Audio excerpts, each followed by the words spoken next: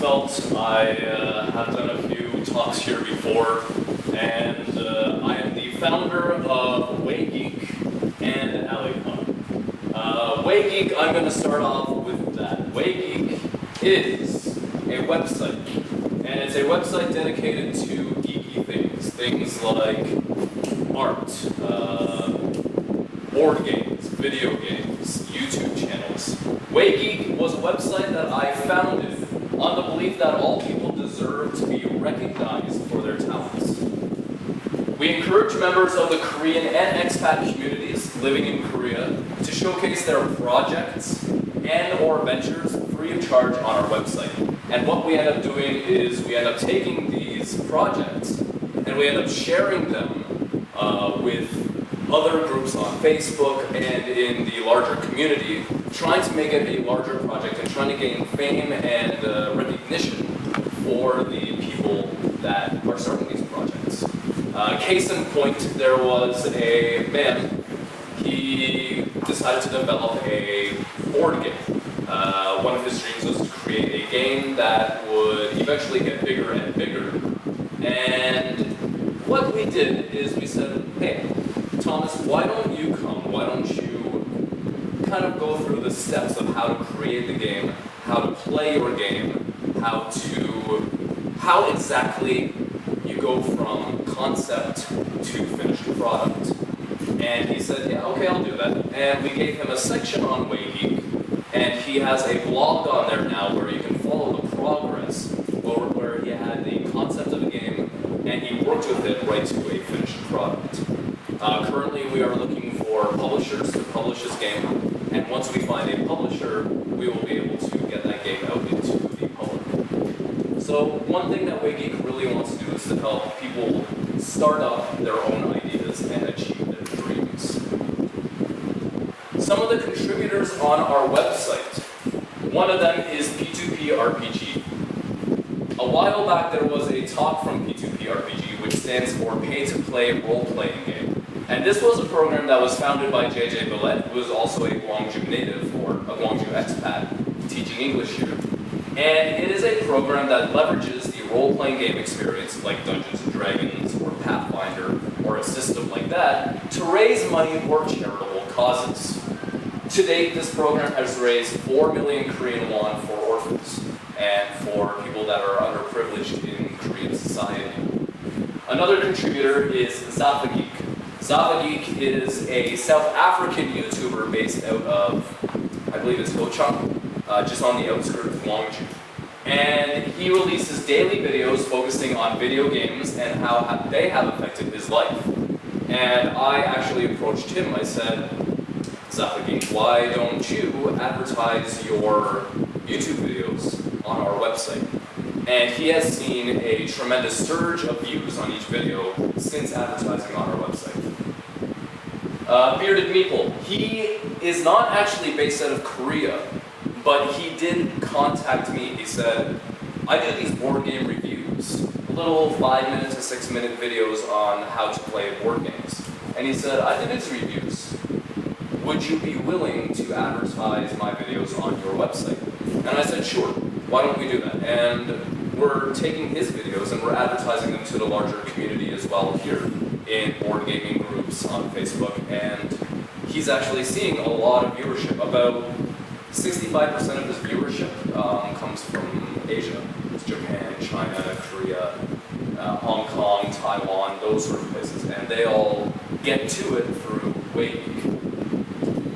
Another one is Bionic Brawl. The game I mentioned earlier, made by Thomas, it's a fighting robot game. You build a robot and you try to destroy your opponent using your own robot that you designed. And Bionic Brawl is the game that was created and is it's not advertised, it's documented on our website step by step on how we created it. Lucky Unlucky, these guys are they're not based in Korea, but they would like to break into the Korean market. And we are helping them do that as well. It's a story about a man named Lucky, who is a call center worker, and he wants to improve his poker game. So he sells his soul to the devil. the devil ends up saying, okay, any good luck you have inside the casino is evened out by bad luck outside of the casino. And so this comic, it's just getting started, and we want to help them get readership in Korea, and eventually we would like to get them published in Korea as well. And so Waygeek is helping them do that. And then we have our own segments, our own original content. All of that was made by people that are contributing to Waygeek. Waygeek itself also has original content, and what we do is every day of the week, Monday through Friday, we showcase art from Korean illustrators or foreigners living in Korea. And some of the art that comes through there is absolutely phenomenal. And we've actually had a few Korean illustrators who are hosted on our website actually get job offers from studios and from art companies, and they really wanted to take these people in and use them at their job. And that's something that I love seeing with Waygeek, is that we're actually making people get noticed, and we're actually allowing people to get job interviews, and we think that's a great success. And the gamut of illustrators that we get, we have professional cartoonists who want their stuff to be on our website. We've got concept artists, we've got budding animators, we've got everything under the sun when it comes to visual art. And then the last thing, Waygeek, it also serializes creative writing submitted by members of the community. If any of you is a writer and you like to write in the science fiction or fantasy or historical fiction or anything like that, we would invite you to contact myself or to contact the website directly, and we would be happy to serialize your writing on our website and advertise it to writing groups around Korea and around the world. Because one thing that we really do want to see is that the people involved with us succeed. So the current projects that we have are the novel Afterworld by Thomas Bust, who is a Gwangju expat. And we also have stories from Alleycon 2014's anthology. And if you want to see everything that Waygeek is doing, then you can visit www.waygeek.net. The name Waygeek actually comes from the Korean Waygeek, which is for foreigner, and geek. So we just took the two and smashed them together. And the only two letters that really got swapped out were the E's. And Waygeek.net is the website you can visit.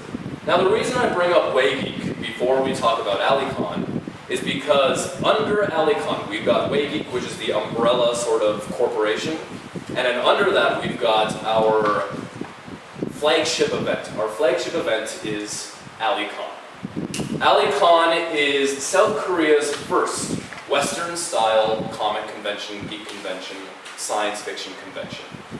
All of the other conventions in Korea are one-dimensional. They focus on illustration, or they focus on costumes, or they focus on like cartoonists. What Alleycon is it takes all of those things and brings them all into one experience under the same roof. In one section you'll have video games. In another section you will have board games. Another section you will have a P2P RPG, the fundraising event. You'll have costumes, you will have musical entertainment, you'll have debates about which is better, Star Trek or Star Wars. You'll have all of these things that you would find at a Western-style convention, but you don't necessarily find at a Korean convention. Places like Comic World or COEX.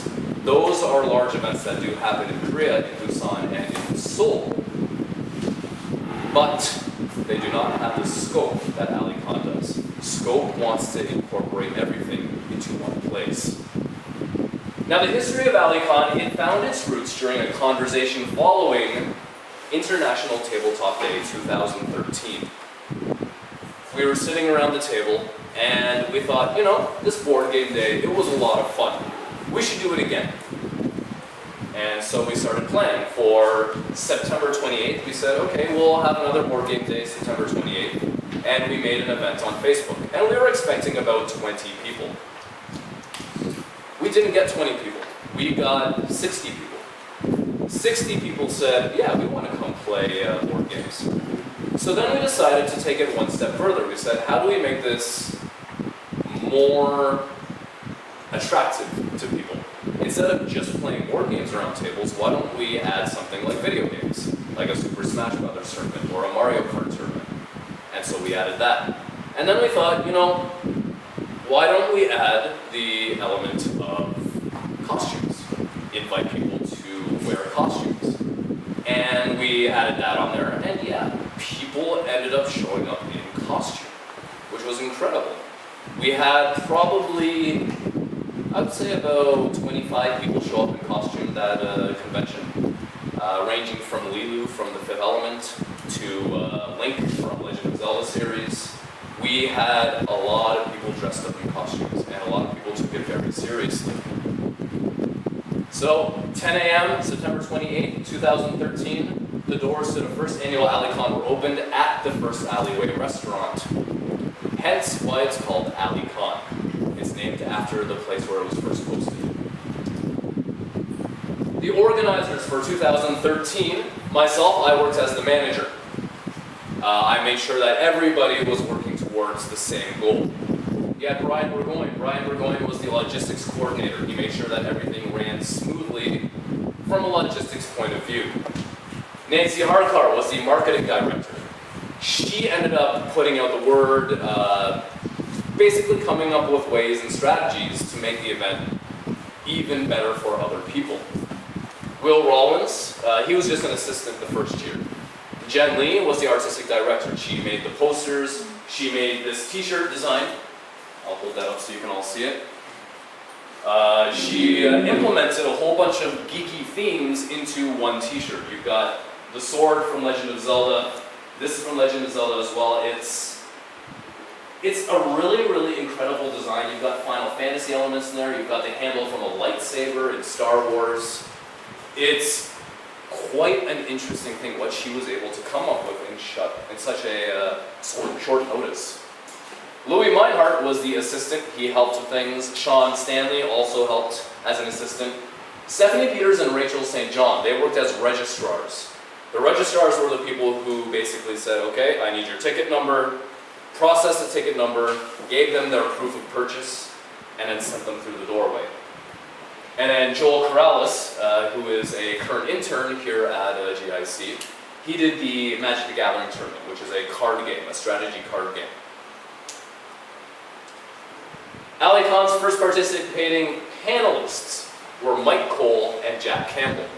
These guys are New York Times best-selling authors, and they were contacted by Brian Burgoyne. Brian Burgoyne said, hey, if we're making it into a convention, why don't we contact science fiction authors, and maybe they would be happy to answer some questions that people might have. And so we approached them, we sent emails, we messaged back and forth, arranged a time that would work for both the people living in Korea and these gentlemen who were based out of New York, and they agreed. They said, yeah, sure, we would be happy to answer some questions with fans out in Korea. And it was a lot of fun doing that. There were many different activities as well for people to participate in. There was a Dungeons & Dragons games, there was a Magic the Gathering draft, there was a geek-themed trivia, there was even a cosplay contest. The winners of the cosplay contest were a man dressed up as Wolverine and a woman dressed up as Lilu from the Fifth Element. And here are some pictures from it. This man, he is running a tabletop game called Bolt Action. And it's a turn-based game that you play on the tabletop with little miniature figures by rolling dice and playing strategy cards and using papers. This gentleman right here, he is dressed up as Han Solo from Star Wars. This gentleman, he didn't dress up as anything, but that is Billett, the founder of P2P RPG. And this is Stephen New. He was an attendee. Jen Lee was also there doing art. Jen Lee is a fantastic illustrator. She does a lot of art. She's very, very busy in the community doing artistic endeavors. And she worked at Alleycon 2013 as a caricaturist. People were able to approach her and they had art done by Jen on the spot. This is Mike Cole. This is one of the authors that decided to call in.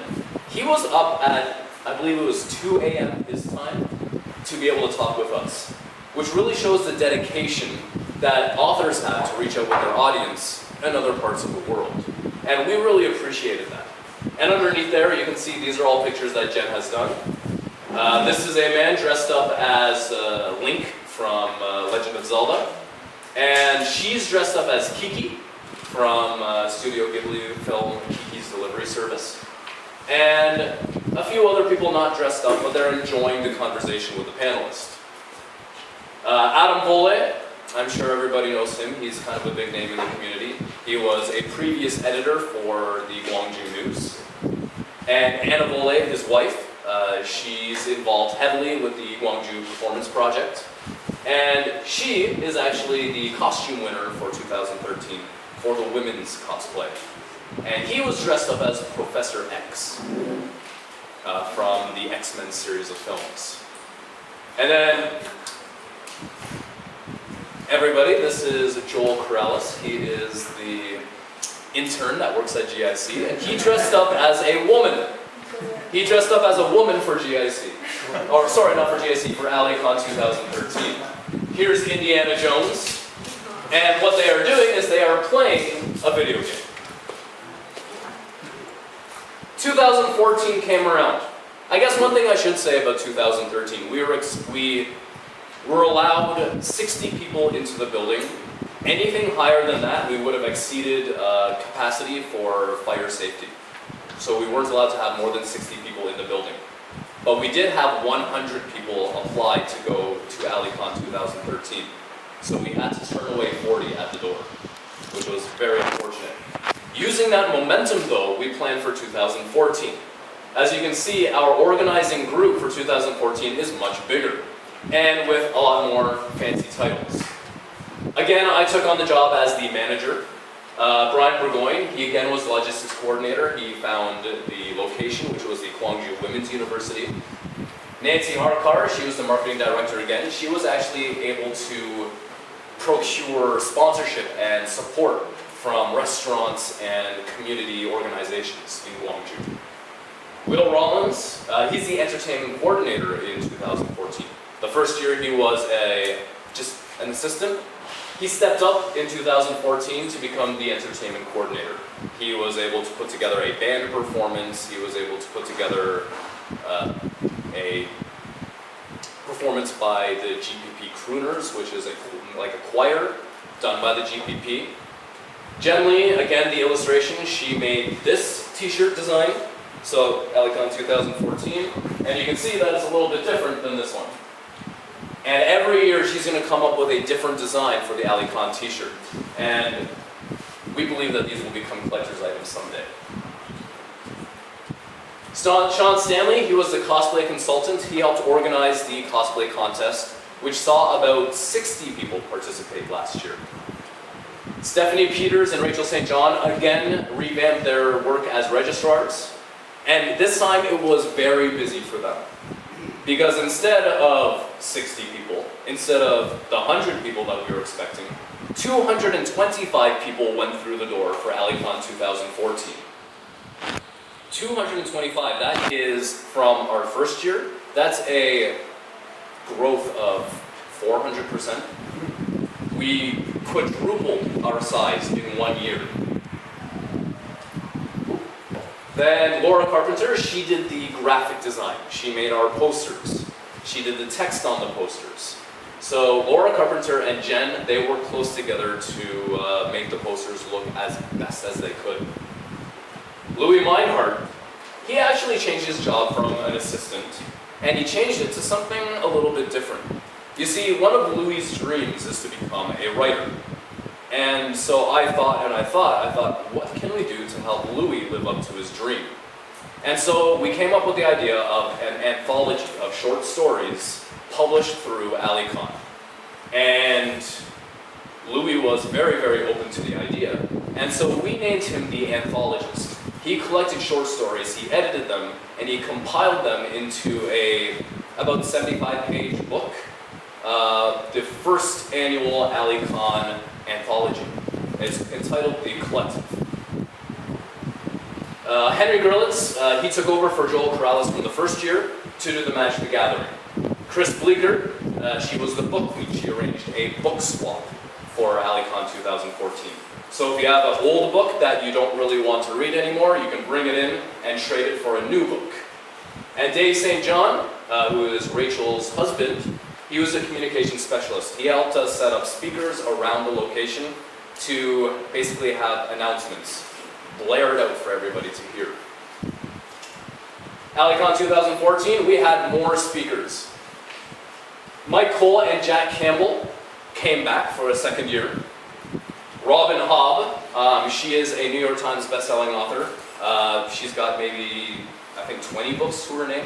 She agreed to call in and talk with us. Ryan Estrada, who is Busan-based, he is a cartoonist. He actually came to speak at our event. Laura D'Souza, who is a web cartoonist, he does a lot of really good art. He decided to Skype in with us. And Brooke Stevenson, who is a Japan-based expat artist, she also called in and she talked about her work as an illustrator and animator. Alleycon also welcomed vendors into the event. Our first year, we didn't have vendors. Our second year, we decided to bring them in. The first one being Just Cause Banana Bread, which is a charity-minded baked goods program where you can pay whatever you want for a slice of banana bread, and that money would be donated to a charitable cause of your choice. And Fuse, which is run by Gwangju-based Dan Fransham, and they did cold teas, iced teas. Joseph Warwick Hewitt, he was unable to join us, but he is also Korea-based, and he does comic books. Ryan Estrada, talked about him before. Create and Gift, which is a society that believes that art should not be something you pay for, it should be something that's freely given and freely shared with everybody. And Hiccup Photography, which is a Gwangju-based photography service, and she did Polaroid photos of people dressed up in their costumes. The cosplay contest, like I said, was even larger than 2013's. Over 30 people participated. We had 60 people dressed up in costume, but only about 30 decided to participate in the contest. The winners were chosen by a panel of judges, and the winners received a prize pack valued at over $100. Lady Freddy Krueger, that's hard to say. The best male was a Pokemon trainer. The Master Crafter Award was for somebody who basically made every facet of their costume all by themselves. That was won by somebody dressed up as a Grey Worm from the Game of Thrones series. And the People's Choice, people were able to put in votes to select what they thought was the best costume. And it was Poison Ivy from the Batman series. And here are some photos from Alleycon 2014. This is a icebreaker. The icebreaker is people kind of getting to know each other the night before Alleycon. And this was at the first alleyway. This is a man dressed up from Star Trek. A character named Locutus. He's a Borg. And he was dressed up as a Borg. And here he is assimilating a couple people that decided to attend Alleycon. This is Kiki. We have another Kiki, and our photographer, Raylia Kojic, he got a photo of her jumping off a rock, and it looks like she's actually flying across the picture. I really like this photo. These are some board games being played. We had a lot of these. We had 2 rooms full of people playing board games. And this, same gentleman as from 2013, doing bolt action. But you can see from the first photo, it was just very simple, a couple houses and a couple trees.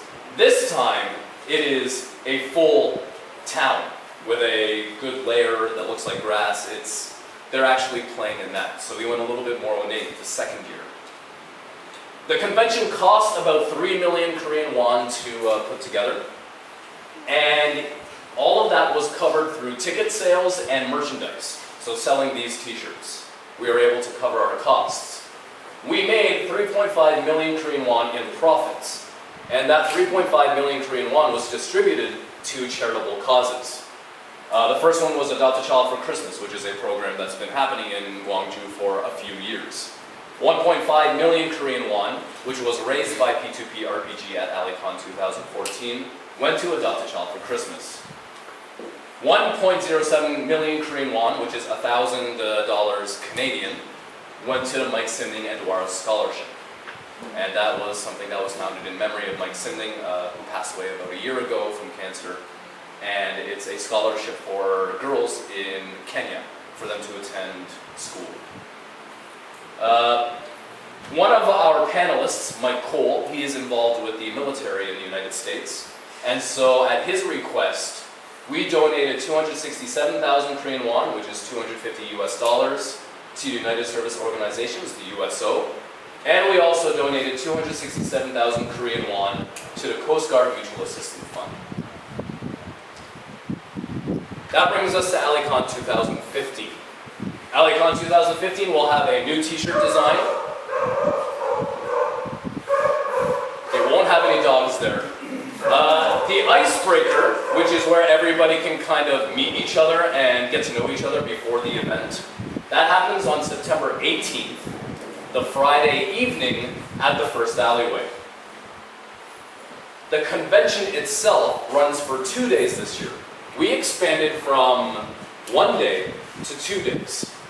And it's happening September 19th to 20th at the Gwangju Design Center in Cheomdan. And it's a large open space. We are preparing, this is wrong. We are not preparing for 50 guests. We're preparing for 500 guests. So that just shows you, we went from our first year from 60 to 225. This year we're preparing for 500. I think that I think we're on to something. The cosplay contest will be at Alleycon 2015. There's going to be music by local band Malarkey, performances by the Gwangju Performance Project, including a 48-hour filmmaking contest. There's going to be board games. There's going to be video games. There's going to be pay-to-play our role-playing game, P2P RPG. There's going to be panelists again. And this time our panelists will not be Skyping in. They will all be here physically, giving talks. The organizers of this event, again, I am working as the manager. With each passing year, you get more experience and it becomes a much more smoother process to plan. Rohan Lewis, he is new to the team. He's a logistics officer. JJ Billett, he is also new to the team. He's the events manager. Chris Bleeker, she was the book queen last year. This year, she's going to be the finance officer. She's looking after finances.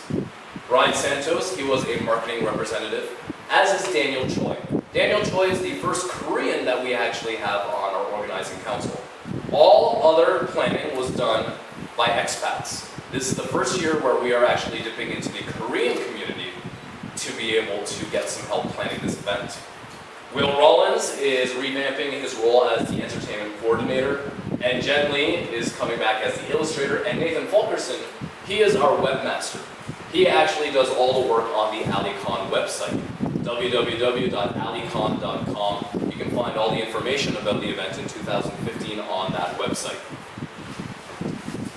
Our supporters for this year, Corona will be providing an entry coupon to all participants at the event.